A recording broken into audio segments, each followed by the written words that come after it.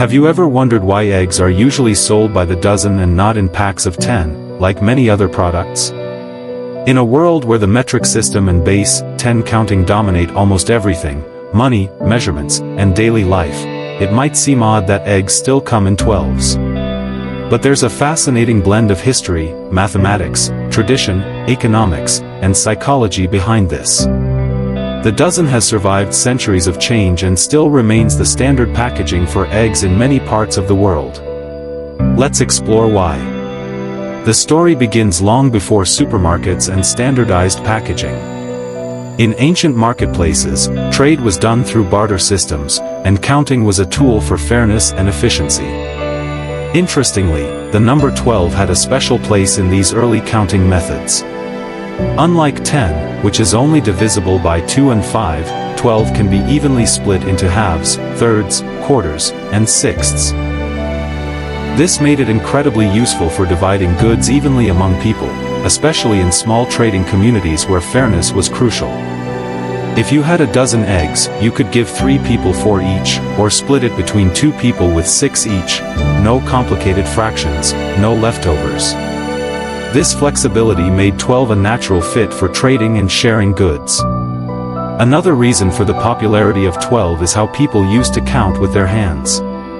Instead of using fingers to count up to 10, some ancient systems counted the segments on the 4 fingers of one hand, 3 segments per finger, excluding the thumb. That gave them 12 distinct points. The thumb acted as a pointer. This method was especially common in regions like the Middle East and India, and it laid the groundwork for the widespread use of 12 in counting systems.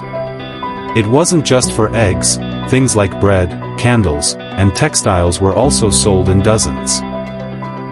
As time passed and trade expanded globally, the British imperial system became one of the dominant systems of measurement, especially during the British Empire's colonial era. This system embraced the dozen as a standard unit of counting. Eggs were routinely sold in dozens or even larger units like gross, which equals 144 eggs or 12 dozens. The British influence on global trade, especially in regions like North America, parts of Asia, and Africa, helped cement the dozen as a go-to quantity for everyday goods. Even as some countries shifted toward the metric system, the dozen stuck around, partly because of the embedded infrastructure and partly because consumers had become so used to it. From a mathematical point of view, 12 just makes more sense in some cases than 10. The number 10, while convenient for base 10 systems, isn't nearly as versatile.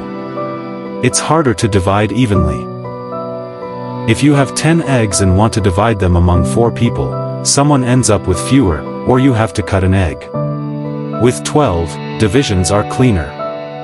This was particularly helpful for merchants and shopkeepers in the past, who needed to portion out goods quickly and accurately, often without the help of precise scales or calculators. Now think about packaging and transport. A carton that holds 12 eggs fits neatly into rectangular boxes, can be stacked efficiently in crates, and provides good structural balance. Most egg cartons are made from lightweight, molded material that cradles each egg snugly. These designs have evolved specifically around the 12-egg model. Changing the count to 10 would require a complete redesign of packaging systems, transportation racks, and store shelving layouts. That kind of overhaul isn't cheap. And since the current system works well and is familiar to everyone, there's little motivation to change it. Consumer habits are another major factor. Once people get used to buying a product in a specific quantity, they tend to stick with it. A dozen eggs is familiar, it feels complete. We've grown up seeing eggs in 12s. Recipes call for 1 egg, 2 eggs, half a dozen, or a full dozen. It's built into how we think about cooking and shopping. Breaking that pattern isn't easy. Manufacturers and stores know this. They build their packaging and pricing strategies around what consumers already expect. The influence of culinary practices, especially in baking, has also reinforced the dozen system. Many baking recipes are based on fractions or multiples of 12. A cake recipe might call for 3 eggs, while a large batch of cookies might use 6 or even a full dozen. Commercial bakeries often order in bulk based on dozens or cases of dozens. This uniformity makes things simpler in the kitchen and ensures consistency in recipes. Because so much of food preparation is standardized around eggs in dozens, changing the unit would create confusion and require recipe adjustments in cookbooks and restaurants worldwide. There's also a psychological side to this. Shoppers often perceive a dozen eggs as offering more value than a pack of 10, even if the price per egg is about the same. The number 12 has a traditional and rounded feel. It seems like a full set. 10 might feel lacking or incomplete by comparison. This psychological pricing effect works in favor of the dozen, making it a more appealing choice for most buyers.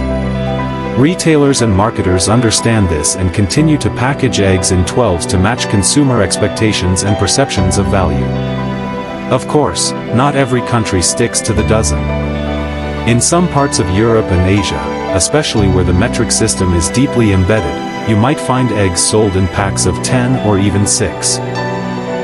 These variations often depend on local regulations, packaging laws, or market preferences. For example, in Germany or the Netherlands, 10-egg packs are more common, partly because they align better with decimal-based pricing and food labeling rules. However, even in these regions, dozens haven't disappeared entirely. The legacy of tradition remains strong. There are modern trends shifting toward more flexible packaging, especially in urban markets where convenience is key. You might see smaller packs of 6 or specialty eggs sold in packs of 4. Some stores even offer bulk options where customers can pick their own quantity. But for standard, everyday grocery shopping, the 12-egg carton remains dominant in many countries, especially in the US, Canada, the UK, Australia, and others that once followed or still follow British trade customs. In recent years, sustainability and food waste reduction have also become part of the conversation. Some environmental advocates suggest smaller egg packs might reduce food waste in smaller households, while others argue that bulk buying in dozens reduces packaging waste. The debate is ongoing, but once again, the dozen offers a balance between quantity and practicality that appeals to most shoppers. So, why do eggs come in dozens, not tens? The answer is a mix of history, math, habit, packaging logic, consumer psychology, and culinary tradition. The dozen has survived because it works on multiple levels, from fair trading systems centuries ago to efficient packaging and buyer expectations today. While packs of 10 may become more common in some parts of the world, the 12-egg carton isn't going anywhere anytime soon. It's one of those rare traditions that has stood the test of time, not because it's old, but because it still makes sense.